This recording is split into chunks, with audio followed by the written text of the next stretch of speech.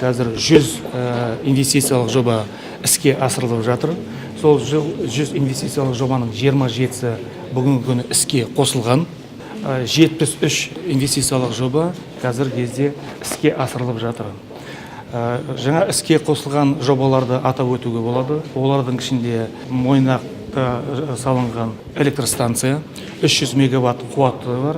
Бұл электростанция біздің оңтүстік аймақтағы тұрғындардың энергияға тәуелсіздігін шешіп отыр. Бұдан бөтен айтып өтетін жаңағы Қазақстан темір жолы бойынша салынып жатқан бірнеше жоба бар. Мынау жүк таситын вагондар шығаратын заводы. Бұл заводтың қуаты 2500 вагон жылына шығару керек. Биылғы 13-ші жылы уже 2000 вагонға шығып, 14-ші жылы 100% қуатына шығатын мүмкіншілігі бар. Жолаушылар таситын вагондар шығаратын Тальго заводы 150 вагон жылына шығаратын қуаты. Сол қуатына биыл ағымды жылы уже шығады. Одан бөтен жаңа электровоз шығаратын заводы. Электровоз жақын маңайда іске қосылған. Биыл 15-20 электровозды шығарамыз деп жоспарлап отыр. Өте бір жақсы бір фото электрикалық модульді шығаратын біздің Қазақстанның Кремний негізінде жасалатын завод іске қосылды. Бұл заводтың арқасында жаңарту электроэнергия станцияларының қуаттарын көбейтеміз деп ойлаймыз. Бұдан да бөтен жаңа мысалы Қазақстандағы Астана қаласында осы жылы ағым жылы афинаж заводын іске қосамыз деп отырмыз. Бұл афинаж заводтың қуаты 25 тонна алтын мен 50 тонна күмісті өндіретін болады. Ал енді мынау энергетика жағында айтатын болсақ, 4 станция, оның бірі мынау Балқаш жылу станциясы жаңадан салынып іске қосылатын дайындалып іске қосыламыз деп үміттеніп отырмыз. Бұдан бөтен Шардардағы реконструкция жасалып жасыр үлкен завод. Сосын мынау Екібастұздағы ГРЭС-1 мен ГРЭС-2 станцияларының күш қуатын үлкейту жұмыстар жасалып жатыр. Бұл 4 станцияның ертең іске қосылғаннан кейін жаңағы жобалардың күш қуаты 3-7 гигаваттан 12 гигаваттқа шейін 3,5 есе көтеріледі. Ал мынау жылына қазір 12 миллиард киловатт сағат энергия өнімдерін шығарса, жаңағы жобаларды іске қосқаннан кейін 35 миллиард киловатт сағат энергия шығаратын жағдайлары бар. Бұдан да бөтен мынау химия саласында жасалып жатқан жұмыстар бойына келетін болсақ, Тараз химия паркі жеке мынандай аймақ салынып жатыр. Сол химия паркі бойынша 3 завод салып жатқан жұмыстарын бастап кетті. Олардың ішіндегі жаңағы бірінші каустикалық сода, 3 фосфорлық, 3 хлорлық фосфор, глифосат біздің ауыл шаруашылығына өте керекті өнім.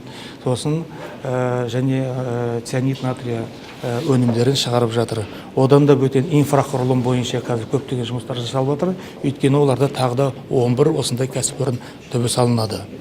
Егер мынау телекоммуникация жағына келетін болсақ, өздеріңіз білетін жаңа интернет, цифрлық теледидар және телефония жағынан көп жобалар іске қосылып жатыр. Олардың бірі мына Fiber to the Home Қазақтелеком арқылы жасалып жатқан жоба іске асып, қазір мына Астананың тұрғындары оның нәтижесін көріп отыр.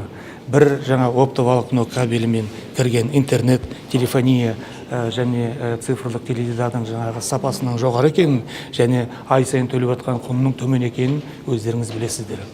Самұрық-қазына өзінің инвестициялық бағдарламасы бойынша өзінің еншілес компаниясы арқылы ғана жұмыс жасап жатқан жоқ. Тағы да мынау шағын және орта кәсіпорындарға көп көмек жасап жатыр. Олардың ішінде мынау Самұрық-қазына инвест компаниясы арқылы көптеген жобалар қаржыландырылып жатыр. Ол жобаларды бүгін Самұрық-қазына инвесттің инвестициялық портфеліне келетін болсақ, бүгін 27 жоба бар, 2 миллиардтан астам. Оның ішінде 10 жоба осы биыл ағымды жылы 13 жыл мен 14 жылда уже іске қосыларды. Оларды кейбіреуін атап өтетін болсақ, мынау светодиод арқылы жарықтандыру приборларын шығару. Бұл өте бір инновациялық жобалардың бірі. Жаңа шыққан жарықтандыру приборлары қазіргі біздің мынау лампа накаливанадан бірнеше рет жаңа энергия үнемдеуі өте биік. Сосын мынау өзінің жаңа жұмыс істейтін мерзімі өте көп. Сондай инновациялық программалар, жобалары көп. Ол тағы да айта кететін мынау жаңағы Самұрық-қазына инвест бойынша күн сәулеті энергия станциялары, сондай 2 станция салынып жатыр. Біреуі Жамбыл облысы Отар қаласында, екінші Қызылорда облысы Жаңақорған ауданында 50 мегаватт қуаты бар үлкен станциялар. Бұдан бөтен мынау Ерейментау қаласында сонда тағы 45 мегаватт завод салынып жатыр. Ертең 2017 жылы Экспо 2017-нің жаңағы бүкіл проекттерін энергиямен қамтамасыз етуге. Тағы да айта кететін үлкен бір жобалардың бірі Қазақстанның листовой стекло дейді, табақ шыны шығаратын заводы. Бұның қуаты 170 мың тонна. Бұл 70 мың тонна шығарған жаңағы шыны әйнектер бүкіл Қазақстанның ішіндегі нарықты тегіс 100% жабады. Біздің жаңа осының бәрін айта келе қорытындылап келетін болсақ, бүкіл осы инвестициялық бағдарламасы Самұрық-қазына қорының елбасымыздың берген тапсырмаларын орындауға бағытталған. Мынау алдағы уақытта біздің инвестициялық бағдарламамыз әлде де мынау химия, нефтехимия, энергетика салаларында жұмысты күшейте тұрамыз деп соған бағытталып отыр. Бұл біздің энергетикадағы қауіпсіздігімізді нығайту, ішкі өнімдерімізді әлдеден толтыру, сосын экспорттық жаңа әулетімізді көтеруге бағытталған.